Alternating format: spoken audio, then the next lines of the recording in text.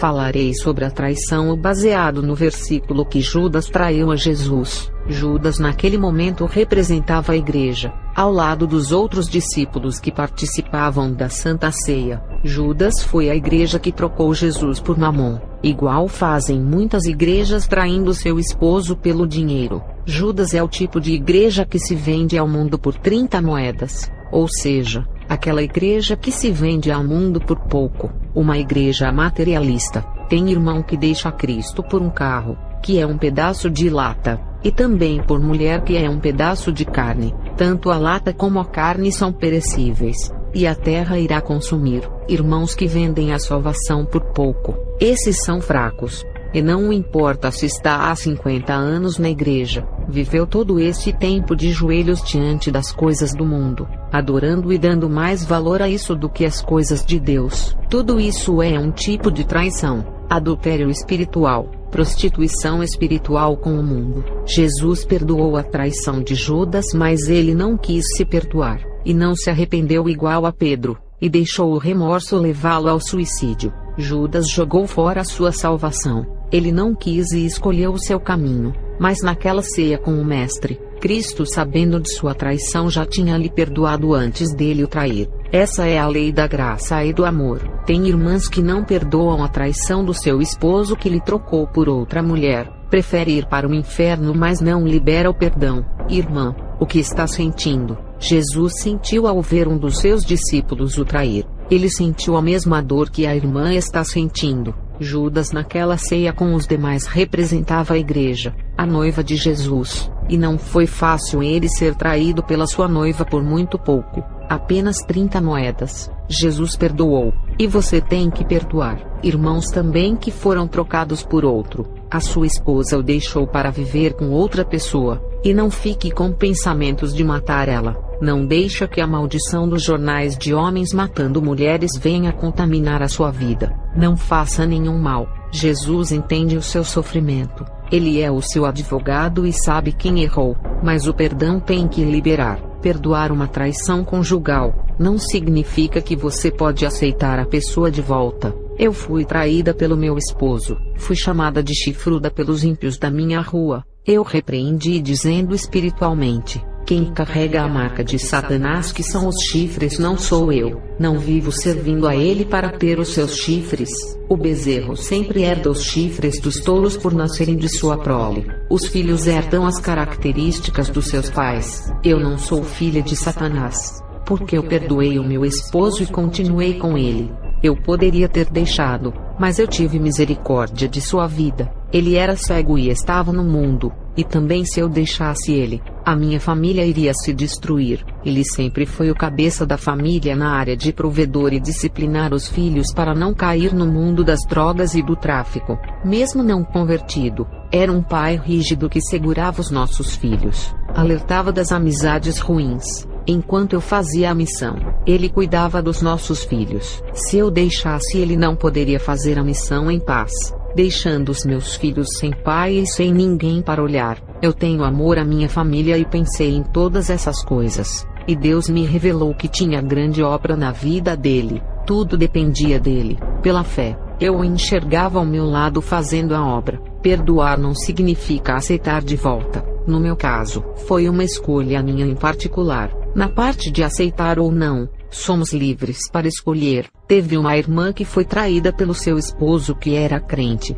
e quando ela descobriu, pediu para ele ir embora de sua casa. Ele foi. Eu disse para essa irmã perdoar ele, para limpar o seu coração. Essa irmã o perdoou, mas disse que não queria voltar para ele, que se arrependeu. A outra mulher com quem ele estava vivendo não era crente, e fez ele sofrer muito e não deu valor a ele. E Deus me mostrava essa irmã se envolvendo com um ímpio e caía no adultério, e depois não dava certo, e se envolvia com outro e caía no pecado sexual e não dava certo, e ela passou a viver um ciclo de maldição sentimental, de ficar com um e com outro, se desviando do caminho de Jesus. Essa irmã era fraca, não conseguia viver sozinha sem ninguém. Eu passei a revelação para ela e disse assim: se for para viver uma vida se prostituindo com um e com outro, é melhor voltar para o seu esposo, e assim Deus dará o livramento. e aquela irmã me disse que estava pensando em arrumar uma pessoa para ela, mas no fundo do seu coração, queria retornar para seu esposo, mas o orgulho não queria ceder porque ele havia traído a sua confiança. Ela o amava, mas estava ferida, e Deus queria curar ela dessa ferida se ela orasse. Essa irmã voltou para o seu esposo e teve um livramento, pois o diabo estava preparando um homem ímpio que iria fazer ela cair, e tirá-la do caminho da graça. Tem irmãos da igreja que são traídos pela pessoa que não esperava, irmãos que tomaram calotes, emprestaram dinheiro e não receberam, e desenvolveu um ódio contra o seu irmão. Não deixe que o amor ao dinheiro seja maior do que o amor ao próximo. Perdoe, irmãos que fizeram negócios com outros. O chamado eles fizeram um rolo, que é uma troca de bens ou algum material. Alguém saiu no prejuízo, e o irmão que foi prejudicado se afastou e ficou com mágoa no coração. Libere perdão, não jogue a sua salvação fora por coisas materiais. E tem aquele irmão que fez de tudo para uma pessoa, e em troca foi traído a sua confiança e se decepcionou com essa pessoa, e a amaldiçoou por quebrar a confiança. Não faça isso. No mundo espiritual, quem pratica o bem é recompensado. Você fez a sua parte, a pessoa ingrata não reconheceu, e ainda prejudicou. O mundo espiritual contempla as maldades das pessoas, e tudo começa a dar errado para ela. É a lei do retorno. A pessoa atrai maldição em sua vida sem precisar ser amaldiçoada, e vive uma vida amaldiçoada por abrir uma legalidade, e ainda ao morrer, vai colher 100 vezes no inferno pelo mal que fez. Continuem fazendo o bem, queridos irmãos e irmãs. Conheci um pastor que levou o currículo desse irmão para a empresa onde trabalhava, e fez de tudo para esse irmão entrar na empresa. Quando esse irmão entrou na empresa, ele se desentendeu com o pastor na igreja e começou a persegui-lo no trabalho inventando calúnias, e fez o maior inferno na vida do seu líder, até que o chefe daquele setor da empresa demitiu o pastor pelas discussões dele com esse irmão. Isso foi uma traição de alguém que foi tirado do deserto, passava fome e foi um ingrato contra o seu próprio pastor, que foi um anjo que lhe ajudou. Sobre oferecer o perdão aos traidores, temos que lembrar que Jesus perdoou o povo de Israel que o traiu na morte de cruz. Hoje tem muitas igrejas que ainda traem a Jesus por muito pouco. Tem crentes que traem a Jesus pelo pecado, e mesmo assim, ela perdoa o coração arrependido. Jesus tem perdoado ateus, feiticeiros e pessoas que odeiam a ele. Essa é a lei do amor. Amai o vosso inimigo. Falarei sobre como Deus revoga as leis no mundo espiritual. Isaías 38 verso 1 ao 5. Naqueles dias, Ezequias adoeceu de uma enfermidade mortal, e veio a ele o profeta Isaías, filho de Amós, e lhe disse: Assim diz o Senhor, põe em ordem a tua casa, porque morrerás, e não viverás. Então virou Ezequias o seu rosto para a parede, e orou ao Senhor, e disse: Senhor, peço-te, lembra-te agora de que andei diante de ti em verdade e com coração perfeito, e fiz o que era reto aos teus olhos. E chorou Ezequias muitíssimo. Então veio a palavra do Senhor a Isaías dizendo: Vai e diz a Ezequias: Assim diz o Senhor, o Deus de Davi teu pai, ouvi a tua oração e vi as tuas lágrimas. Eis que acrescentarei aos teus dias 15 anos. Deus mentiu em suas palavras por mudar de ideia. É claro que não. Ele é Deus onipotente e está acima de qualquer lei. Ele muda o tempo e determina o que vai acontecer. O que aconteceu com o rei Ezequias?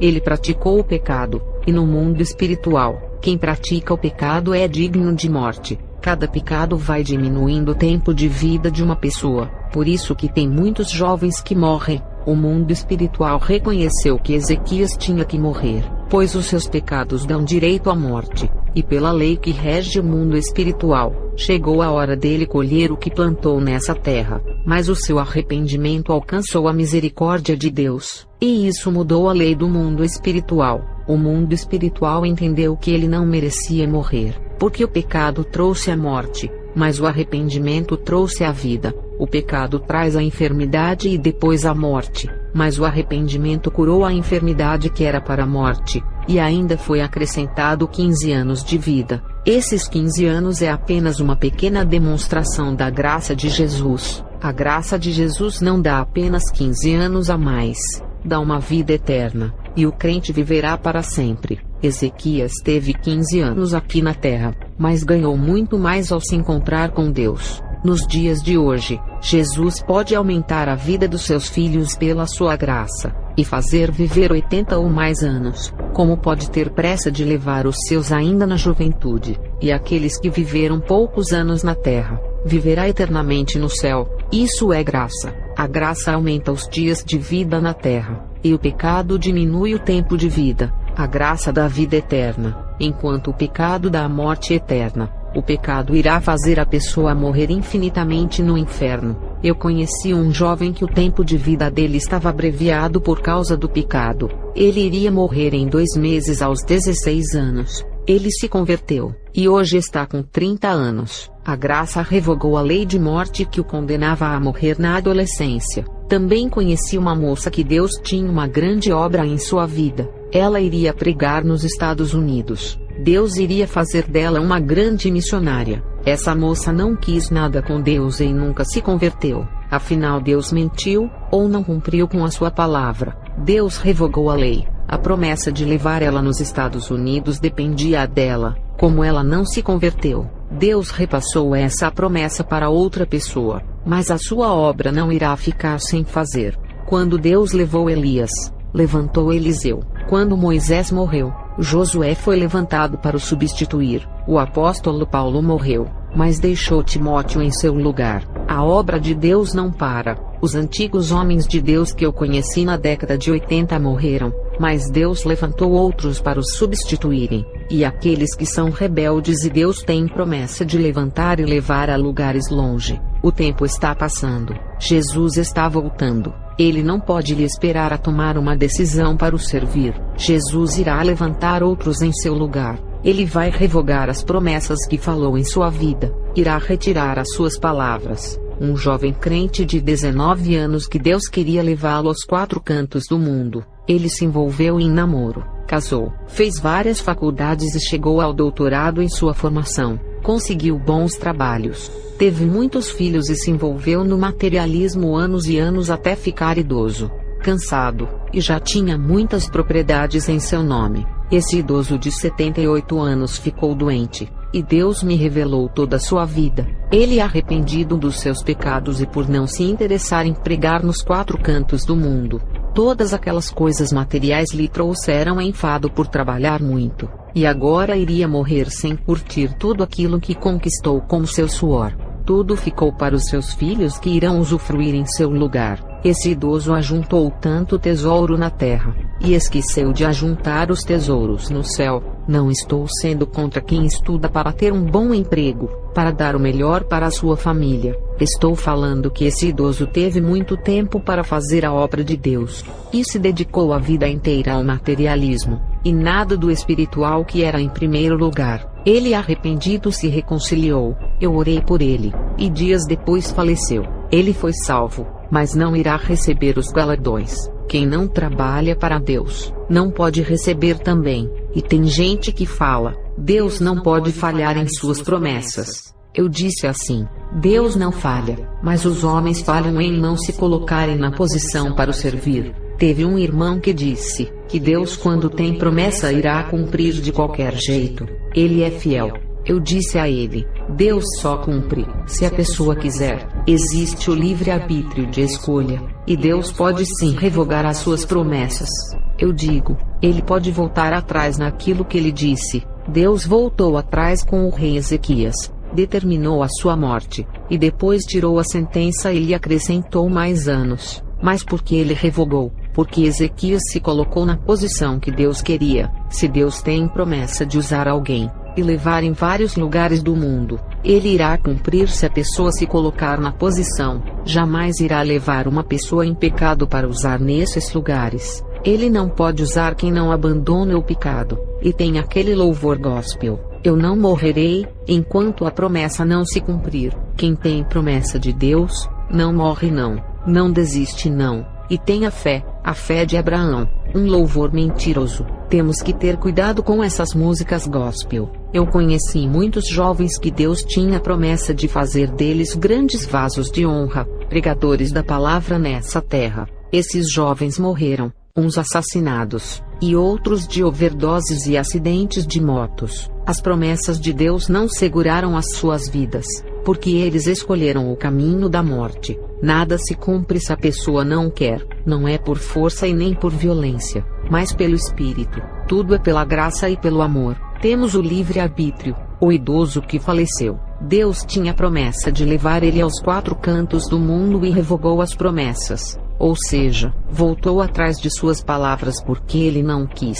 Conheci uma irmã idosa que hoje serve a Deus e faz culto nos lares. Mas ela me disse que desde jovem, Deus havia prometido que levaria ela no Japão, na Austrália e outros países para pregar. Mas ela desviou e ficou 18 anos afastada. E quando voltou, demorou 12 anos para se afirmar. Servia a Deus estando fraca na fé. Quando ela veio se despertar para fazer a obra, já tinha 71 anos. E Deus disse que não a levaria mais para pregar em outros países, porque não aguentaria o ritmo da viagem. E disse para ela fazer a obra dentro da sua cidade.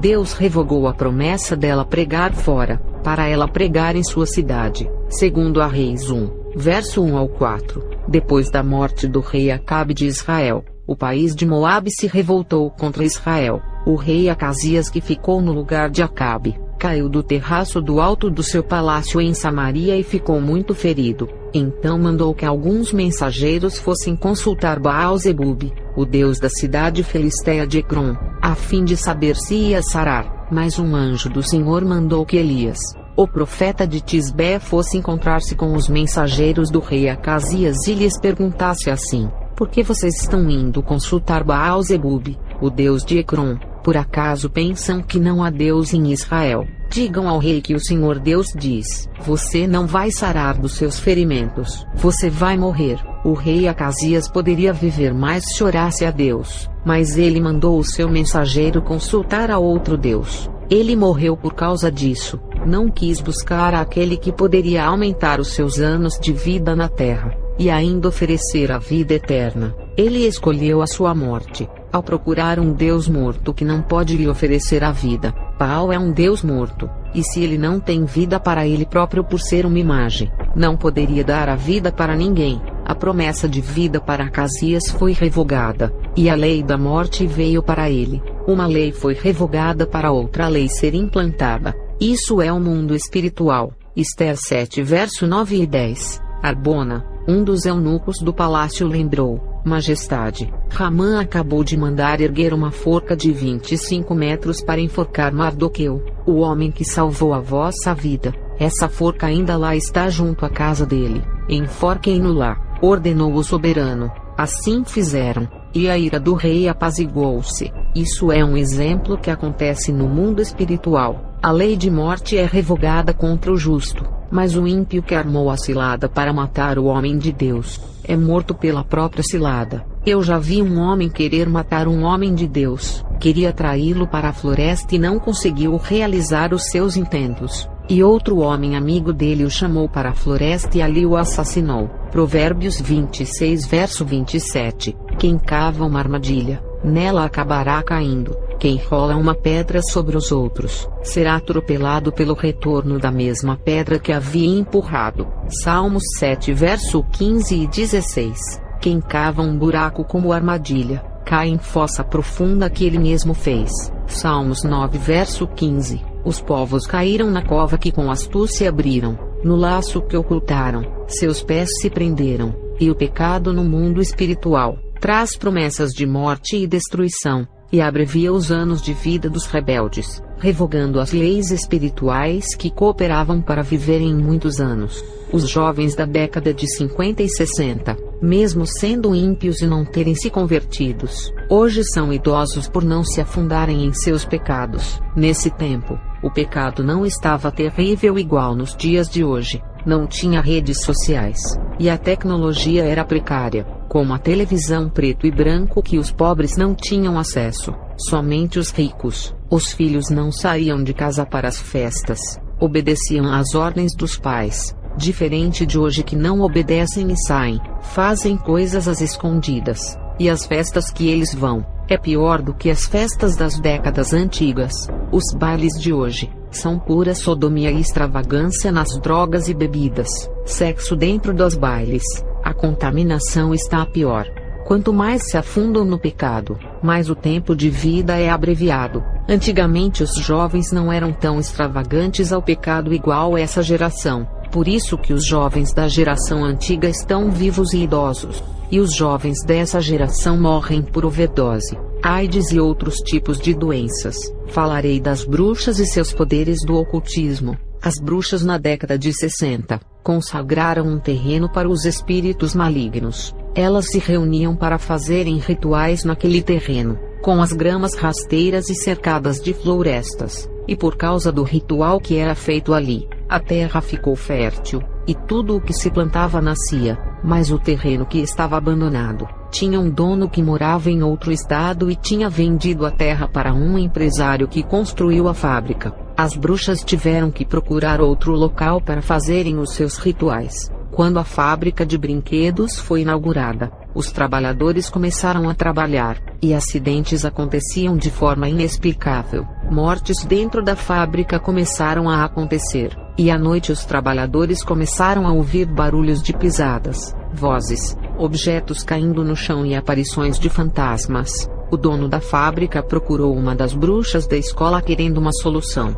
porque a produção da empresa estava sendo afetada. Ele ofereceu muito dinheiro para essa bruxa quebrar a assombração da fábrica, mas o demônio rejeitou a oferta para quebrar o pacto e disse para o dono se retirar, porque o local era consagrado. O dono da fábrica ficou frustrado por não conseguir comprar a quebra da maldição e não deixou o terreno. Ele não obedeceu em se retirar daquela terra que os espíritos diziam que lhe pertencia, e por ele se recusar a deixar o terreno que comprou, os demônios se sentiram desafiados, e a sua fábrica pegou fogo e destruiu todas as máquinas e a matéria-prima. Na época, todos pensaram que foi um curto-circuito de energia, mas não está no relatório que foram os espíritos malignos. Essa fábrica ficou abandonada, e se tornou morada dos demônios que assombram as pessoas que se aproximam dela. Essa é uma forma de intimidar as pessoas para que ninguém se aproxime para morar,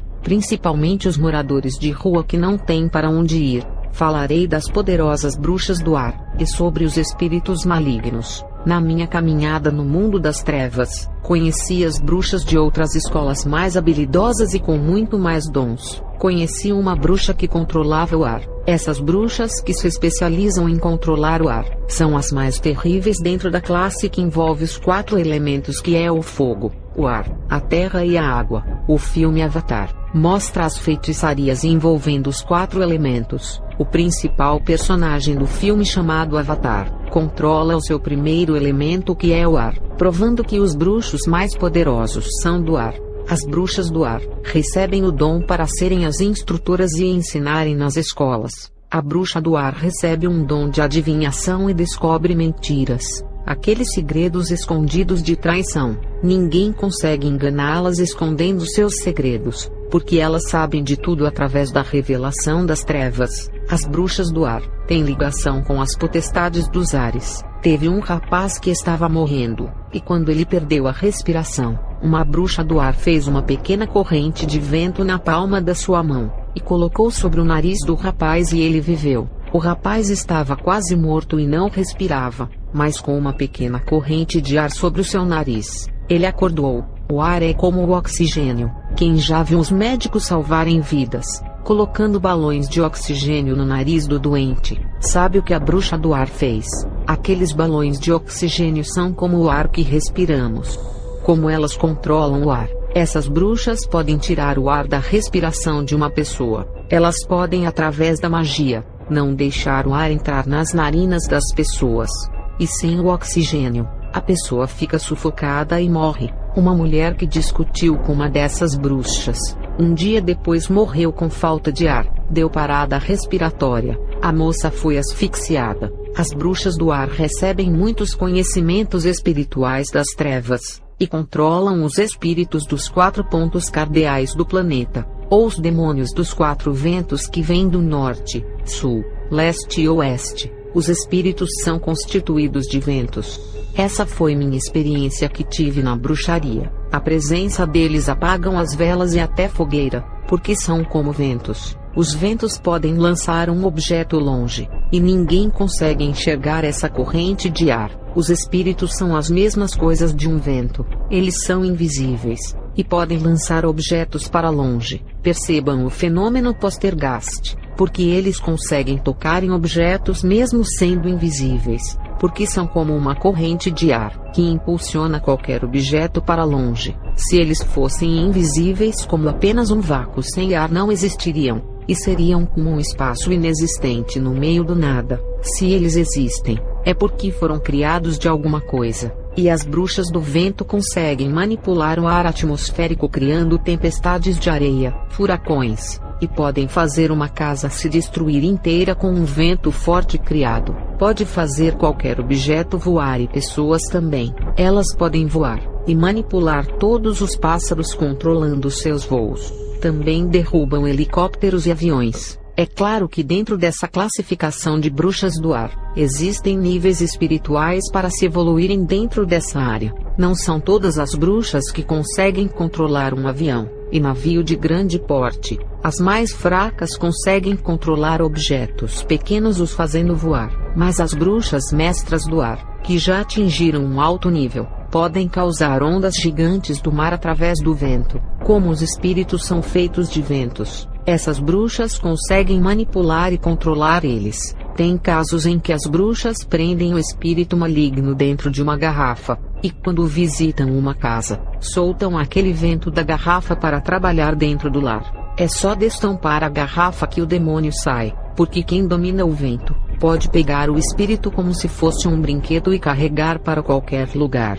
A lenda do mágico da lâmpada Aladim. O mágico que sai da lâmpada é um demônio, e a pessoa que carrega a lâmpada é a bruxa que manipula o vento. Aladim fala para a pessoa que está segurando a lâmpada: pede 3 desejos. E a pessoa pede, e o mágico realiza. Isso é subliminar. A bruxa que carrega a lâmpada pede ao demônio que está preso para realizar os seus planos malignos. Tem casos em que as bruxas levam esses espíritos presos em uma garrafa ou objeto parecido para as igrejas e soltam os demônios como um vento impetuoso. Causam aquele Pentecoste. As bruxas do ar recebem muita inteligência sobre o mundo espiritual do lado das trevas. Falarei das terríveis bruxas que controlam a água. Eu também conheci bruxas que controlavam a água, assim como a água muda de forma e se transforma em gelo, ar e líquido, que são os 3 estados da água: líquido, sólido e gasoso. Essas bruxas da água têm facilidade de assumirem formas de animais como porco, cobra,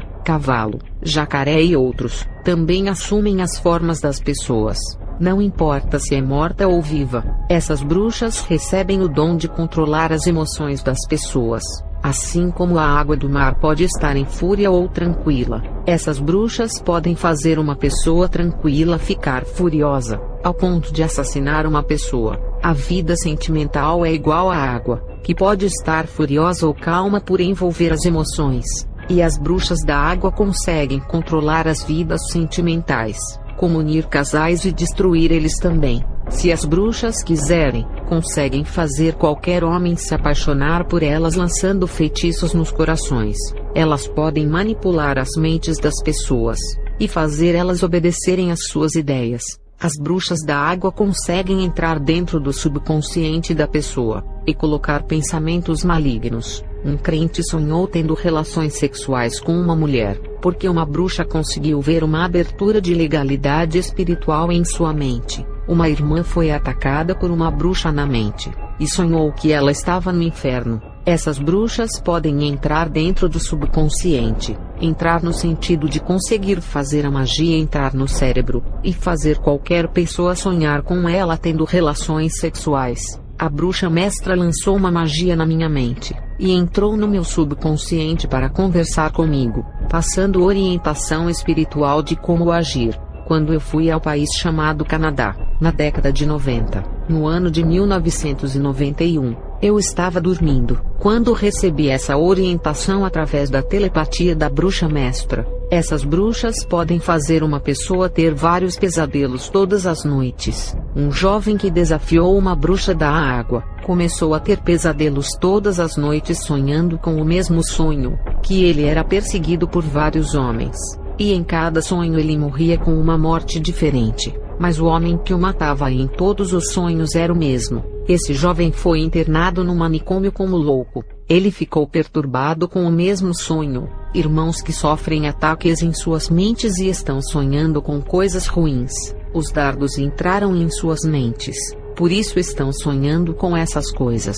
Os dardos malignos entraram, e é necessário fazer orações para Deus limpar as suas mentes, e depois que limparem a mente, façam orações para Deus revestir as suas cabeças com o capacete da salvação. O nome já diz, capacete da salvação, é o capacete que salva. Quem não tem esse capacete pode perder a salvação. A mente está desprotegida, e os demônios estão tendo acessos e controlam, definindo o que irão sonhar. Essas bruxas, através do controle mental, podem fazer uma pessoa se matar, ou fazer um homem matar o outro. Um médico cirurgião matou uma mulher, por ter tido sua mente controlada por uma bruxa que queria acabar com essa mulher que era sua rival. O médico errou na cirurgia, e causou a morte dessa mulher. Essas bruxas controlam os espíritos das águas, que além de causarem acidentes marinhos com os navios, matam as pessoas afogadas através dessas mulheres do mal. Esses mesmos espíritos saem das massas de água para destruírem o povo na terra.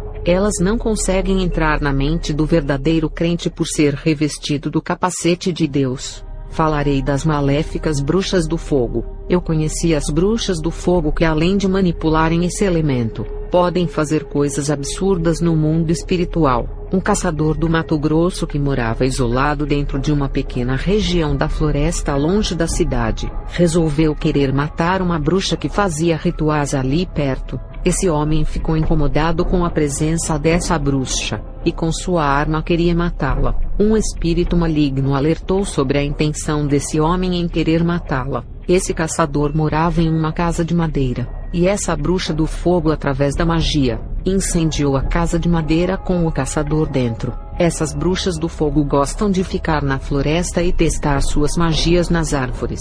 Só que o fogo mágico da magia não queima as árvores, mas quando vai em direção das pessoas que desafiam as bruxas, o fogo queima e mata. As bruxas têm autoridade no mundo espiritual. As bruxas que controlam o fogo trabalham na área de cura. Qualquer enfermidade que uma pessoa tem, essas bruxas podem curar através do fogo. O que o fogo faz com os materiais plásticos? Você consegue fechar o buraco de uma vasilha de plástico através do fogo, esquentando aquela parte que deseja fechar. O fogo derrete os metais. Se tem um buraco no ferro, através do fogo dá para derreter e soldar o ferro, e unem eles para formar uma ligação metálica formando um só metal. As bruxas do fogo conseguem fechar uma ferida dentro da pessoa, e também fechar as feridas externas da perna, barriga, peito, costas e cabeça. Eu já vi uma bruxa do fogo fechar um ferimento de faca de um homem que perdia muito sangue. Ele iria morrer de hemorragia, mas foi curado. As bruxas do fogo curaram tumores, câncer, cirrose, pneumonia, problemas no coração, levantam paralíticos, curam cegos, mudos e surdos. As bruxas do fogo, ao tocarem uma pessoa, transmitem um calor sobrenatural, fazendo pensar que é a unção da parte de Deus, mas tudo o que elas passam é energia para a matéria, eletrizando os íons do corpo das pessoas, carregando os elétrons de sangue. As bruxas do fogo, por causa desses dons, são procuradas pelos pastores que não querem pagar o preço para receberem os dons. Eles querem os dons muito fácil e vão procurar essas mulheres, e elas transferem os seus dons para eles. E os mesmos demônios que trabalham para as bruxas irão trabalhar para esses pastores. No mundo das trevas, esses líderes de igrejas são conhecidos como feiticeiros por usarem poderes demoníacos. Quando as bruxas passam os seus dons para esses pastores, juntos ficam ligados no mundo espiritual porque a herança foi passada. As bruxas do fogo trabalham na área do sexo, fazendo casais se divorciarem por causa de coisas banais. Essas bruxas fazem um casal se esfriar no amor, fazendo um homem ficar impotente e ainda faz crescer um tumor na genitália. E na mulher elas fazem crescer um câncer nos ovários, faz nascer mioma no lugar do bebê, e faz um tumor crescer na barriga causando uma falsa gravidez. Essas bruxas fazem as mulheres não sentirem mais desejos pelos seus maridos causando nojo e repúdio. Essas bruxas manipulam os hormônios, e fazem seios e quadris crescerem nos meninos, deixando-os afeminados e sem crescer pelos e com a voz fina. E a moça começa a ter muitos pelos e a falar grosso. Os seios e quadris não crescem e têm um comportamento de um homem. Já no rapaz, irá nascer seios e quadris, a voz afina, grande sensibilidade e comportamento de menina. É só aumentar a testosterona na mulher e a progesterona no homem, e assim mudar a estrutura genética invertendo os sexos. Todos os homens têm 1% de progesterona para dar sensibilidade e chorar, e 99% de testosterona. Na magia, dá para fazer a progesterona crescer de 1% a 50%, e quando faz isso, as características femininas aparecem, e o desejo por homens. Como a mulher que recebeu esse feitiço não faz academia, então o seu corpo é de um homem normal. As mulheres têm 99% do hormônio progesterona, e 1% de testosterona para dar força e se defender quando a sua vida é ameaçada. Quando a mulher malha, os músculos que aparecem é a ativação desse 1% de testosterona, e quando começa a tomar esse hormônio masculino, os músculos crescem porque a testosterona foi aumentada, e o corpo da mulher fica igual de homem na academia. Na magia, sem a mulher fazer isso, dá para masculinizar o corpo feminino, fazendo o seu 1% de testosterona aumentar para 50%. O homem tem mais força que a mulher por ter mais testosterona. Deus criou a mulher com mais progesterona para ser defendida pelo homem. Os lobisomens têm muito pelos, porque a sua testosterona aumenta no máximo, e passa dos 99% e atinge 150, 200,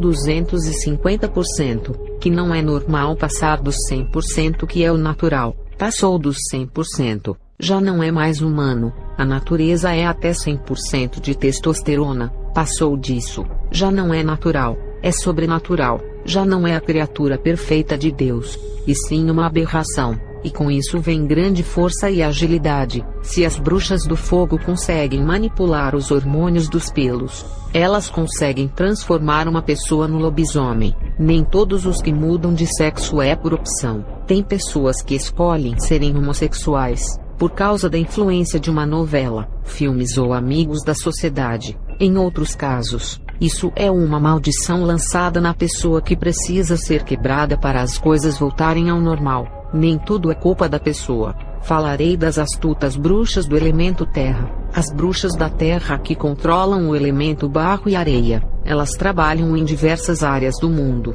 Elas trabalham com a riqueza e a prosperidade. Por quê? Da onde vêm as riquezas se não da terra? O elemento terra está ligado com as riquezas. É da terra que extrai o ouro e todos os tipos de pedras preciosas. É o número de terras que mede as riquezas de um homem, que pode construir casas para vender e alugar. O carro que você compra foi feito de metais que são retirados da terra. O apartamento onde mora foi feito de bloco, cimentos, areia e ferros que são os elementos tirados da terra. O seu celular, as panelas e todas as coisas que estão dentro da sua casa, um dia já fizeram parte da terra. O dinheiro que está em sua mão é feito de árvore, que um dia foi uma semente enterrada na terra. Os alimentos que você come, arroz, feijão, frutas e legumes vieram da terra. A terra produz grandes safras de produções agrícolas que vão para os comércios e indústrias. Um homem de posse de terras pode transformar os seus terrenos em grandes plantações de frutas ou legumes, e construir grandes fazendas. Todas essas coisas lhe proporcionam dinheiro. É da terra que vem a riqueza e o sustento. Por isso que a feitiçaria chama de terra-mãe, por suprir a população mundial. Se uma pessoa quer se tornar uma celebridade, é só procurar uma bruxa da terra. No mundo das estrelas, as bruxas da Terra têm sido responsáveis pelo sucesso de atores, cantores, apresentadores de televisão e empresários de sucesso. As bruxas têm feito jornalistas ficarem conhecidos, médicos ficarem famosos e cientistas terem conceito no mundo, e feitos pessoais a serem referência de conquistas no mundo. As bruxas fazem um político ser conhecido mundialmente e atraírem pessoas.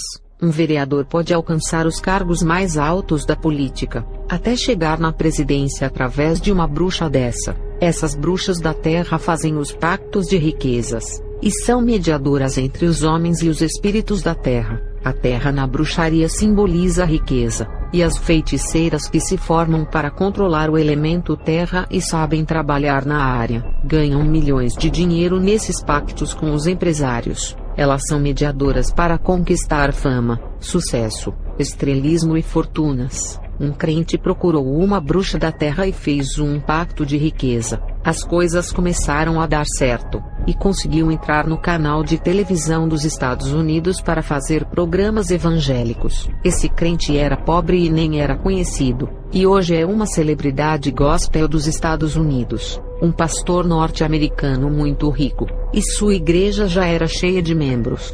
Ele pregava prosperidade e cura, mas o problema é que ele não tinha nenhum dom, só tinha conhecimento para ensinar o povo dentro da sua linha de crenças. Esse pastor procurou a bruxa da Terra não para pedir riquezas, porque ele já tinha demais. Esse pastor pediu o mesmo dom da bruxa do poder, para controlar o elemento Terra para abençoar. A bruxa cobrou o preço muito mais alto que o pacto das riquezas, porque os dons no mundo espiritual não têm preço, por serem dádivas eternas, diferente de ter casa, carros e dinheiro que são corroídos pelas traças, ferrugens e os mofos. Isso serve de lição para os crentes, que vão para a igreja atrás de riquezas, emprego bons, grandes empresas, apartamentos, casas e carros. Para as bruxas, o mais importante é os dons das trevas, a magia e o poder para controlar os espíritos das trevas. Os crentes deveriam ir à igreja buscarem os dons, e não riquezas. Deveriam buscar o espiritual, e não o material. Buscam as coisas materiais do mundo, e não o dono desse mundo que o criou. Buscam as riquezas, e não o homem mais rico do mundo, que mora em um lugar feito de ouro puro assentado no trono de glória. Não é mais tempo de buscar as coisas da terra. Jesus está voltando,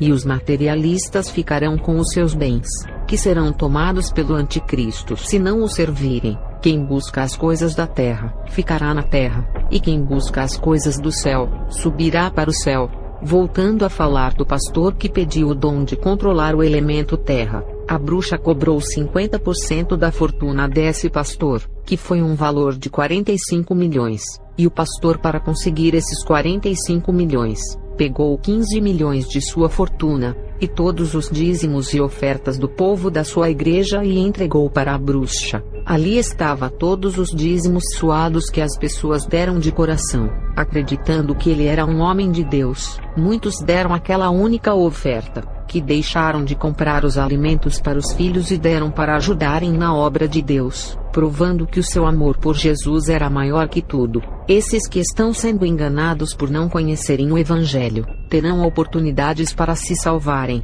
porque Deus sondou os seus corações, e viu o seu amor por ele e a sua obra. E a bruxa pegou todo aquele dinheiro com as suas mãos malignas, 45 milhões, e ungiu esse pastor com ervas de bruxaria, e pegou nas mãos dele, e disse que onde ele colocasse as mãos prosperaria, e tudo o que falasse seria bênção. A transferência de unção foi passada para o pastor, que se tornou um bruxo do elemento terra, e quando ele voltou para sua casa, já era outro homem com um dom que ele comprou com o dinheiro. Ele se tornou um homem maligno revestido dos poderes das trevas, que pode controlar os demônios da terra que dão riquezas e prosperidades. A igreja desse homem dobrou. Ele profetizou empregos bons, riquezas, salários altos, o crescer de cargos nas empresas, E tudo isso acontecia em sua igreja. Esse pastor que recebeu o dom da prosperidade, quando ele abria a sua boca para profetizar bênçãos, as coisas começaram a se cumprir. Aquele que estava desempregado conseguia emprego. Aquele que tinha um pequeno cargo na empresa se tornava chefe. Aquele que trabalhava na empresa pequena era contratado para trabalhar em uma multinacional. Quem tinha sonho de ser um empresário, ele profetizava e acontecia. E tudo isso admiravam os membros que lhe chamavam de profeta. Várias pessoas saíram da miséria pelas suas profecias. Toda essa autoridade que ele conseguiu sobre o mundo material atraiu admiração. Todas as pessoas acreditavam que ele era homem de Deus. Tudo o que falava acontecia. Jesus multiplicou pães e peixes e matou a fome da multidão, para que acreditassem que ele tinha a autoridade de Deus e crescem de que ele era o Messias. E esse pastor, todos acreditavam nele porque fazia as pessoas prosperarem e multiplicava os bens das pessoas profetizando. Ele usou o método da multiplicação dos pães e peixes de outra forma, fazendo o dinheiro multiplicar. Isso foi na década de 60, e as bruxas falavam desse grande bruxo. De tanto elas falarem, eu fui visitar ele em uma reunião. Ele já estava idoso. Ainda tem crente que fala, se a profecia se cumprir é Deus. Cuidado com essa afirmação, porque o diabo cumpre essas promessas. Ele também abre a porta de emprego, prepara casamento, dá dons e abre as portas ministeriais. Nem todas as profecias que se cumprem de prosperidade, empregos e bênçãos provêm de Deus. Tem que saber de que fonte está vindo essas profecias, se o profeta é de Deus ou não. Já vi um falso profeta profetizar uma porta de emprego grande para um rapaz temente a Deus que fazia a obra. Esse emprego tirou o rapaz da obra, e muitas mulheres bonitas que trabalhavam na empresa seduziram o rapaz que não resistiu, e caiu na fornicação com várias mulheres por ter um grande salário. O rapaz ganhava R$6.000 por mês fora os benefícios. Ele vivia desempregado em um deserto financeiro, e fazia a obra de Deus. Eu falo para vocês pensarem, essa porta aberta foi uma bênção ou maldição para a vida dele. A respeito dos pastores que buscam os dons das trevas ao invés dos de Deus, é tão difícil para esses homens deixarem os seus pecados para receberem autoridade no mundo espiritual da parte de Deus, e preferem comprar os dons do diabo, porque Deus não dá dons de um dia para o outro. Tem que orar muito e conquistar com o passar dos anos. Mas tem aqueles que não têm paciência de plantar para colher, e querem tudo rápido, com o desejo de ver a sua igreja encher de pessoas. Eles querem atrair multidões com os dons para prenderem as pessoas em seus pastos, e assim viverem do dinheiro dos membros, não os tratando como filhos, mas como clientes. Falarei das falsas profecias que se cumprem. Tem crentes que receberam promessas de serem pastores e missionários para a obra de Deus, mas existe o tempo dele para cumprir essas promessas. Mas os demônios antecipam essas promessas abrindo portas falsas.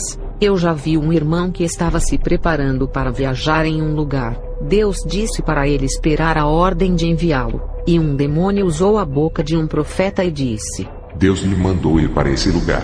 Ele foi pregar nesse lugar, e pagou um preço quase morrendo porque não estava preparado. Um pastor que Deus falou que iria lhe dar um ministério. Ele recebeu uma profecia de um profeta usado pelo diabo. O profeta disse que Deus naquela hora estava lhe entregando o mistério e que podia abrir. Olha a estratégia do diabo. A profecia se cumpriu no dia seguinte. Ele ganhou um terreno para construir a igreja, muitas cadeiras e uma caixa de som com um microfone. O que o inimigo não faz para o homem passar adiante de Deus e o desobedecer. A igreja desse pastor foi um fracasso, porque não era o tempo de Deus. A árvore não dá frutos antes do tempo de sua estação. Eu mesma entreguei uma profecia de casamento na igreja para uma moça. 2 meses depois apareceu um jovem de outra igreja pedindo essa moça em namoro. A moça disse para mim: a sua profecia se cumpriu rápido, irmã. Eu poderia ficar feliz por uma profecia se cumprir rápido, e desejar a felicidade para uma moça que esperou em Deus. Mas não foi isso o que aconteceu, e senti grande tristeza. Era o Espírito Santo triste em mim. E Deus na mesma hora me revelou assim: esse rapaz é um laço armado de Satanás para afastar a minha serva do meu caminho. E ali eu disse para a moça que a revelação não se cumpriu, e o rapaz que apareceu não era a pessoa certa. Tive que avisar, para ela não dizer que a minha profecia era falsa, e que o rapaz não era a pessoa certa. Os demônios queriam me enganar, fazer eu pensar que a profecia tinha se cumprido, assim como fez com a moça enganando-a. Se eu tivesse dito para a moça seguir em frente no relacionamento, ela iria me chamar de falsa profeta por profetizar casamento, e vinha destruição sentimental. A igreja que viu a profecia iria me acusar de falsa profeta dizendo: profetizou o casamento, e a vida da moça foi destruída. Eu, sabendo que era uma armadilha de Satanás para destruir a vida sentimental dela, e me fazer passar por mentirosa, falei para ela fugir desse rapaz. E ela fez isso. Deus deu um grande livramento para a sua vida sentimental. A jovem casou. A minha profecia se cumpriu. E hoje ela tem um homem de Deus que nunca brigou com ela e faz a obra. Falarei da minha experiência ao visitar os setores do Império de Satanás. O demônio me levou para conhecer o Império de Satanás na Terra no ano de 1991, quando o socialismo e o capitalismo dividiam o planeta em dois blocos ideológicos, e fui levada até a sede da ONU. Essas experiências que tive no ano de 1991, visitando os interiores desses animais, foram 12 horas conhecendo as estruturas e poderes dessas instituições, que controlam os ramos e lucram com eles. Quando visitei o Império de Satanás, ali eu já não tinha mais dúvidas de que o mundo estava sob os seus domínios. 1 João 5 verso 19. Sabemos que somos de Deus, e que o mundo todo está sob o poder do maligno. O pecado deu força para Satanás para controlar o mundo, e levar os cativos que estão presos no seu reino. 2 Coríntios 4 verso 4. E Satanás, que é o Deus deste mundo, foi quem os cegou, quem os tornou incapazes de verem a luz gloriosa das boas novas, e de compreender a maravilhosa mensagem da glória de Cristo, que é a imagem de Deus. O versículo fala que Satanás se tornou Deus nesse mundo, não por tê-lo criado, mas pela cegueira da humanidade que fez ele ser o seu Deus, por aceitarem a desfrutar das coisas do império desse mundo. Vou revelar a experiência que eu tive no mundo espiritual quando era uma bruxa. Eu conheci alguns corpos espirituais. Um demônio me levou neles.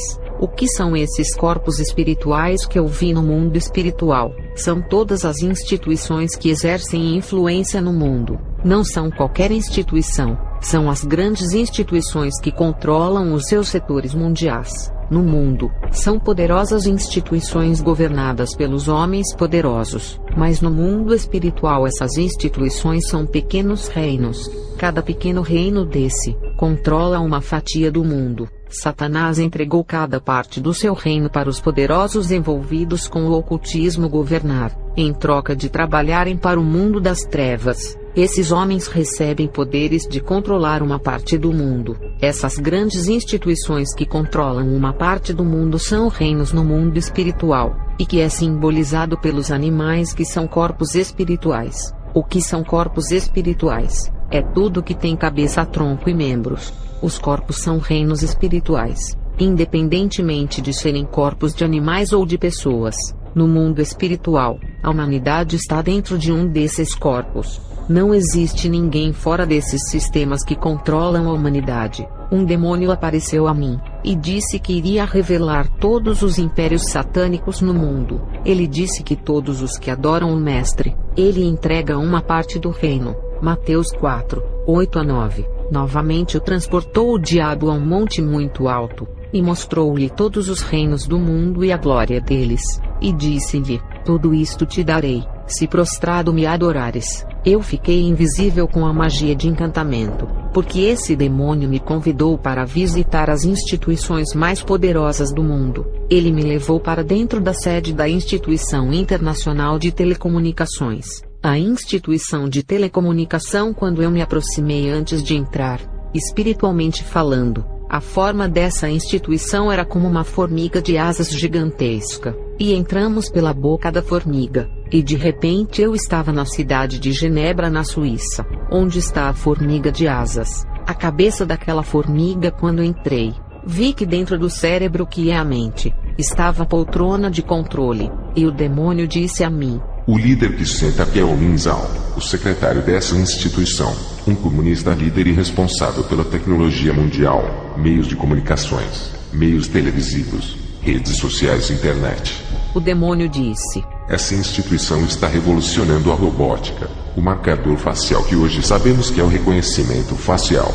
O demônio me mostrou uma câmera, e me disse que era um monitoramento mundial, e me mostrou 2 olhos eletrônicos parecido com o robô do Big Brother. O significado desse robô do Big Brother são os olhos do anticristo vigiando o mundo inteiro. Teoria tirada do olho de Horus, o olho da pirâmide do Egito. A casa do Big Brother e a fazenda são vigiadas por essas câmeras. Isso é subliminar. Essas casas significam o mundo inteiro, e as câmeras são os olhos do anticristo. Nada consegue fugir dos seus olhos eletrônicos, que estão pelos 4 cantos do mundo. O demônio mandou eu tocar o meu polegar no aparelho. Hoje sei que é a biometria. Eu vi chips de celulares e outros chips eletrônicos que ainda não estavam na Terra. Eu vi ciborgues que são homens híbridos, parte humana e parte robô. Homens que perderam partes do corpo na guerra, e tiveram as partes substituídas pelos metais. Eu vi robôs sintéticos com esqueletos de ferro lá dentro do corpo da formiga gigante onde eu estava. Logo pensei no filme Exterminador do Futuro. E esses robôs vão ser usados em guerras por não se cansarem e não morrerem. E fiquei com pavor desses robôs dominarem a Terra e eliminarem a raça humana. Na verdade, os robôs já estão dominando carros, metrôs, computadores, tablets, celulares, drones, robôs em formas de animais. Os robôs vão dominar o mercado de trabalho. A criatura feita pelas mãos de Deus, sendo substituídas pelas criaturas feitas pelas mãos dos homens. Isso é a 4ª revolução industrial, que será a substituição dos humanos pelos robôs, que irá gerar o desemprego e a fome. Isso irá contribuir para a profecia do Cavaleiro Preto, que é o da fome. Todas essas coisas eu vi na instituição, e uma teia de aranha na forma de fios digitais. Eu vi a televisão preta e branca que era uma caixa, e vi a sua evolução para a tela fina, a Smart TV. Na época, pensei que era uma tela de vidro revestida de plástico preto. O demônio disse que eram as redes de telecomunicação, que na época eu não entendia, mas agora que já estão na Terra consigo decifrar, que eram as redes sociais como Facebook, WhatsApp, Tinder e outros aplicativos de relacionamento. Essa instituição foi chamada de Reino Tecnológico, representado por uma formiga de asas. As antenas dessa formiga pareciam torres de transmissões que emitem sinais para toda a Terra, e o voo dessa formiga significava a velocidade que a tecnologia avançou e dominou a Terra, a velocidade que as informações por meio da televisão e internet são passadas.